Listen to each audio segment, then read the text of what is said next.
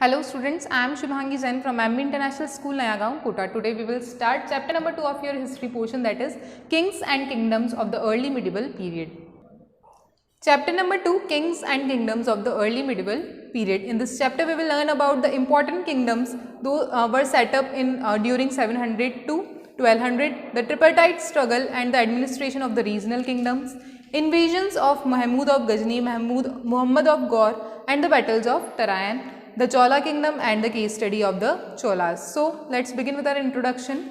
The 7th century in India saw the rise of various regional powers. 7th century के time पे हमने बहुत सारी regional powers में rise देखा. Some of the big landlords or warrior chiefs who were acknowledged by the existing kings as their subordinates called samantas gained power. इस time पे subordinates यानी जिनको हम samantas के नाम से जानते थे, उन्होंने power gain करी. They gradually began to carve out kingdoms for themselves. और धीरे धीरे इन्होंने अपने kingdoms खुद से setup किए and attacked others to gain more area. और धीरे धीरे दूसरे kingdoms पे attack करते थे ताकि इनको एक large area मिल सके for ruling. The Rajputas and were subordinates to the Chalukyas. और Chalukyas के subordinates कौन थे यानी उनके नीचे कौन work करते थे? Rajputas. However, in the mid 8th century, a Rajputa chief named Danti Durga overthrew his Chalukyan overlord and established himself as the king of the Deccan. लेकिन mid 8th century के आते आते एक राष्ट्रकूटा चीफ थे दंती दुर्गा, इन्होंने चालुक्यन जो एम्पायर था उसको छोड़कर अपना खुद का एक किंगडम स्टैब्लिश किया और ये क्या बन गए? King of Deccan.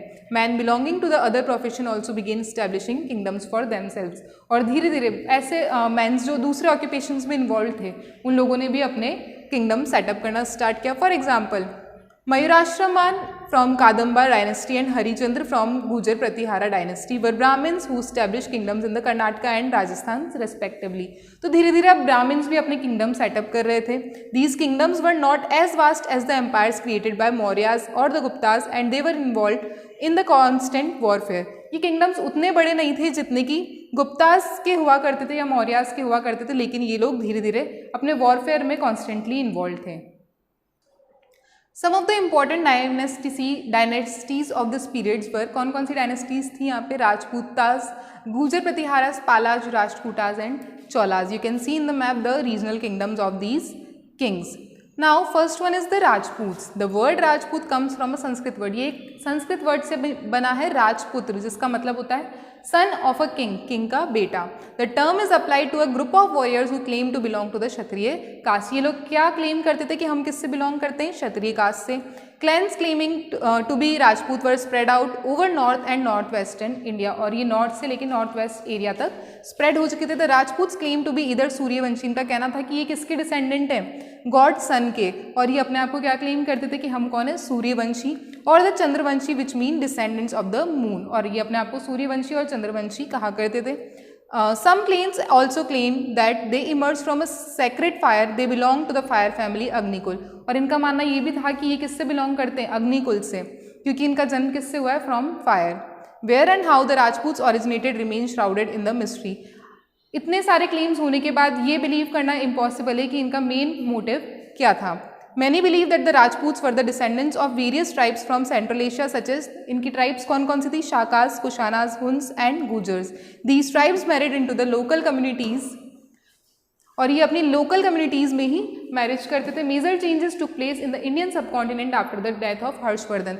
हर्षवर्धन की डेथ के बाद इनके इंडियन सबकॉन्टिनेंट में काफ़ी ज़्यादा चेंजेस और डिक्लाइन देखने को मिले. The Gujar Pratiharas a Rajput clan rose to the prominence in the north India. इसके बाद गुजर प्रतिहारास जो कौन थे? एक राजपूत की ही क्लेन थी. उनका प्रोमिनेंस बढ़ा यानी उनका किंगडम यहाँ पे स्टैब्लिश हुआ in north India. Later on various Rajput clan such as Tomars, Chamanas, Chauhans, Chandelas, Garhwalas, Paramars and Solankis began to build their own kingdom and gain prosperity. तो ये किसके क्लेन्स थे? राजपूत्स के ही क्लेन्स थे जो धीरे धीरे अपने किंगडम सेटअप करते जा रहे थे. नेक्स्ट है Palas. The Palas were an important and powerful dynasty. ये ईस्टर्न इंडिया की एक इंपॉर्टेंट पावरफुल डायनेस्टी थी. The Pala kingdom was establish by Gopala. ये किसने स्टैब्लिश किया था? गोपाला ने. Who is believe to have been elected by the people. माना जाता है कि इन्हें गोपाला को किसने इलेक्ट किया था? पीपल्स ने. His son Dharmapala conquered Kannauj for a period of time. और इन सब की लड़ाई किस चीज़ के लिए चल रही थी? For conquering the Kannauj. और कुछ टाइम के लिए इनके बेटे धर्मपाला ने इस पे रूल किया था. The Pala kingdom spread across the entire regions of the present day Bihar and Bengal. तो आज के बिहार और बंगाल में उस टाइम पे पालास किंगडम हुआ करता था. Gopala's grandson expanded the boundaries of the kingdom to include Assam. इसके बाद इन्होंने बाकी बाउंड्रीज भी इंक्लूड करी अपने रीजन में, जैसे कि Assam, Orissa and some parts of Nepal. The Palas were patrons of Buddhism, ये किस में बिलीव करते थे? बुद्धिज्म रिलीजन में। The famous Vikramashila university was established by Dharmapala, और धर्मपाला यानी गोपाला के ही सन ने क्या कौन सी यूनिवर्सिटी को स्टैब्लिश किया था? Vikramshila university. Now the third kingdom is Gurjara Pratiharas. The गुजर Pratiharas ruled over western India. इनका ज़्यादातर रूल कहाँ हुआ? वेस्टर्न इंडिया में और अपर गैंगेटिक वैली में। The founder of this empire, इसके फाउंडर कौन थे? Harichandra. The Gurjara Pratihara rulers rose to power, और ये धीरे धीरे इनकी पावर्स बढ़ती गई because they defended the northern boundaries from inventions, और धीरे धीरे इन्होंने अपने और किंगडम्स के इन्वेजन से अपने आप को बचाया और इनका किंगडम बढ़ता गया। द गुजर Pratiharas gain prominence during the rule of Naga Bhatta first who conquered Malwa and Bharuch, और इनका किंगडम बढ़ा कब? जब रूल किसका था? नागा भट्ट फर्स्ट का। मिहिर भोज, इनका बर्थ था from 836 to 890, was the most famous of the Gurjara Pratihara. सबसे ज़्यादा पॉपुलर रूलर कौन थे इसके? मिहिर भोज। ही कैप्चर्ड कनौज, इन्होंने किसको कैप्चर किया था? कनौज को, और उसको अपना क्या बना लिया था? Capital. He further extended his empire to parts of, और इन्होंने बाकी एम्पायर्स को भी अपना एम्पायर कहाँ तक बढ़ाया? Punjab, Awadh, Malwa and Gujarat. His son Mahendrapala helped in expanding the empire, और उसके बाद इनका जब बेटे का रूल आया महेंद्रपाल, तो उन्होंने भी अपना एम्पायर एक्सटेंड किया by conquering Magadha and north Bengal. So the गुजर Pratiharas decline in the 10th century at the end, यानी 10th सेंचुरी के बाद इनका एंड आ गया with the invasions of Mahmud of Ghazni. Mahmud of Ghazni की इन्वेजन से गुजर प्रतिहाराज का 10th सेंचुरी में एंड आ चुका था। Now the fourth kingdom is the Rashtrakutas. The Rashtrakutas were a powerful dynasty of Deccan region. Deccan region की पावरफुल डायनेस्टी कौन सी है? राष्ट्रकूटाज। दे वर समंताज ऑफ द चालुक्याज। चालुक्याज के समंत कौन थे? Rashtrakutas. As the Chalukyan kingdom decline, Danti Durga the founder of Rashtrakuta kingdom declared his independence after overthrowing his Chalukyan overlord. Danti Durga ने अपना चालुक्यन ओवरलोड रिलीज करके और अपना नया किंगडम सेटअप कर लिया था। He performed a ritual ceremony called, इन्होंने एक रिचुअल सेरेमनी यानी ट्रेडिशनल सेरेमनी, एक फंक्शन रखा जिसका नाम था हिरण्यगर्भ, जिसका मतलब होता है गोल्डन वॉर्म। It was suppose to lead to the rebirth of the performance as a Kshatriya. इसका मतलब ये था कि एज अ क्षत्रिय आपका क्या हुआ है? फिर से रीबर्थ हुआ है। Even if he was not one by birth, हालांकि वो बर्थ से क्षत्रिय नहीं थे, लेकिन माना जाता है कि इनका रीबर्थ हुआ था as a Kshatriya. Now Govinda third, Amoghavarsha and Krishna third are some of the well known Rashtrakuta rulers. ये क्या हैं? पॉपुलर राष्ट्रकूटा रूलर्स हैं। In the north the Rashtrakutas fought against the Palas and the गुजर Pratiharas over control of Kannauj. तो ये किससे लड़ाई हो रही थी? इनकी फाइट थी किससे? पालाज से और गुजर प्रतिहाराज से। किसके लिए? For controlling Kannauj.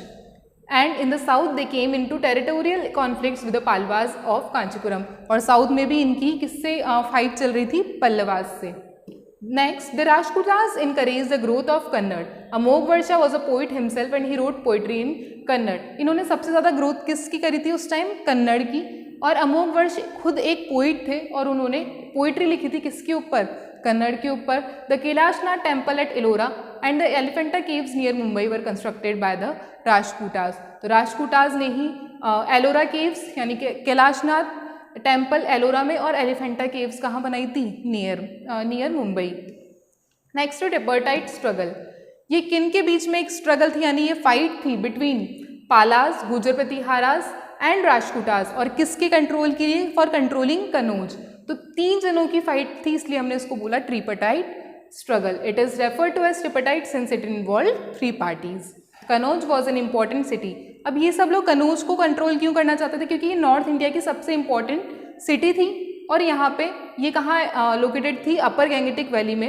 Any dynasty having control over this area also had access to rich natural resources, क्योंकि ये गैंगेटिक वैली के पास से, तो यहाँ पे जो नेचुरल रिसोर्सेज थे वो काफ़ी ज़्यादा अवेलेबल थे और सब लोग यही चाहते थे कि हमारे पास क्या हो? फर्टाइल लैंड हो ओवर होल गैंगेटिक वैली और हमारे पास नेचुरल रिसोर्सेज की भी क्वांटिटी अबंडेंस में हो। Since Harshavardhana's time Kannauj was seen as a symbol of supremacy, और इस हर्षवर्धना के टाइम से ही कनौज को क्या माना जाता था? एक सिंबल ऑफ सुप्रीमेसी, कि आप क्या हैं? बहुत पावरफुल लीडर हैं। And each clan wanted to establish its hold over it, और सभी लोग ये चाहते थे कि वो अपना होल्ड कहाँ करे, अपना स्टैब्लिशमेंट कहाँ करे किंगडम का?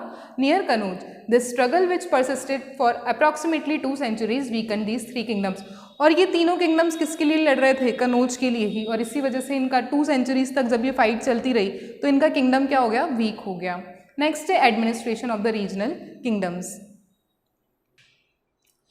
अब धीरे धीरे समंतास का रूल बढ़ता जा रहा था। They were feudatory rulers subordinate to the king, ये किंग के सबऑर्डिनेट में होते थे and were expected to provide military support during times of war. माना जाता था कि ये किंग्स को क्या प्रोवाइड करते थे? मिलिट्री सपोर्ट वॉर के टाइम पर। The king granted the samantas the land from which they could collect tax, और इसके बदले में किंग समंतास को क्या देते थे? लैंड, और वो उस पर क्या कलेक्ट करते थे? जनरल पब्लिक से टैक्सेस कलेक्ट करते थे। They were expected to maintain their household and armies with their tax they collected, और ये अपनी जो लाइवलीहुड थी वो किससे चलाते थे? इन्हीं टैक्सेस से।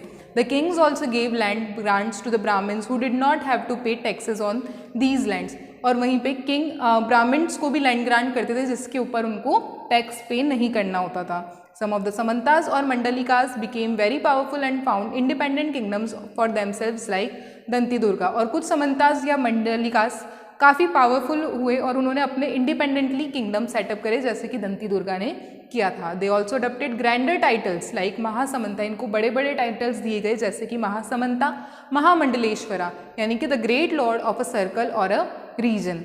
The king's position remained powerful. His prestige depended on his success in war and the size of his kingdom. Usually, the king was succeeded by the eldest son, but there were cases of coups organized by other family members. The kings often displayed their status or power by adopting very high-sounding titles such as kings अपने power को बताने के लिए, उसका show करने के लिए नए नए वर्ड्स यूज करते थे, बड़े बड़े टाइटल्स जैसे कि महाराजाधिराज यानी किंग ऑफ किंग्स, किंग्स का भी king, and Tribhuvana Chakravartin, lord of 3 worlds, 3 world का जो लॉर्ड है यानी भगवान है उसे बोलते थे त्रिभुवना चक्रवर्तिन। तो इस तरह के टाइटल्स कौन यूज करता था?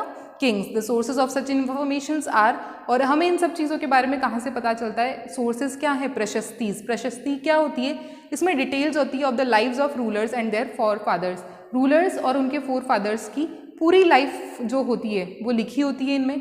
सम information in these prashastis may not be actually true because they were written in the way the rulers wanted to depict themselves. ये प्रशस्तीज कौन लिखवाते थे? रूलर्स खुद, और हो सकता है कि इनकी कुछ बातें ट्रू ना भी हों। Prashastis almost always praise the action of the rulers. Prashastis का मतलब ही यही है कि रूलर्स की प्रेज करना, उनको अच्छा बताना।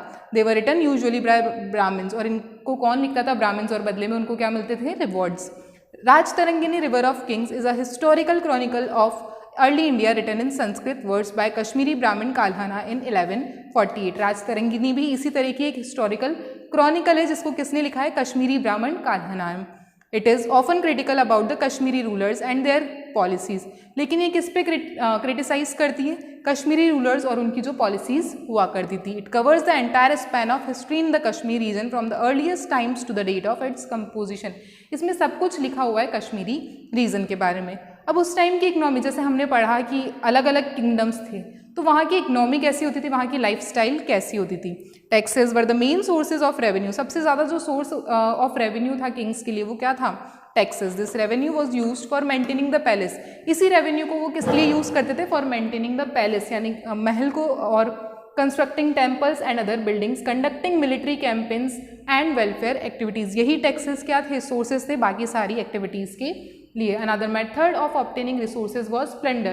The most important reason for the various rulers to engage in warfare was to gain access to the resources beyond their territory. सबसे ज़्यादा जो किंग्स थे वो किस पे फोकस करते थे? कि वो बाकी टेरिटरीज से भी जितना रिसोर्सेज कलेक्ट कर सकते हैं वो करना चाहते थे। Temples build by medieval rulers were symbol of their power, wealth and Fortune. जितने भी रूलर्स थे उन्होंने ज़्यादातर टेम्पल्स बिल्ड करवाए ताकि उनकी पावर और उनकी वेल्थ का वो शो ऑफ कर सके। So kings often looted and plundered each others temples in order to establish supremacy and acquire wealth. तो इसी के लिए किंग्स क्या करते थे? लूटते थे, प्लंडर करते थे किसको? बाकी टेम्पल्स को, बाकी अदर जो किंग्स हैं उन्होंने जो टेम्पल्स बिल्ड करवाए हैं। The wealth of temples and temple towns who begin to attract foreign invaders such as Mahmud of Ghazni, और इसी वजह से फॉरेन इन्वेडर्स हमारे यहाँ पे इन्वेड करते थे जैसे कि महमूद ऑफ गजनी।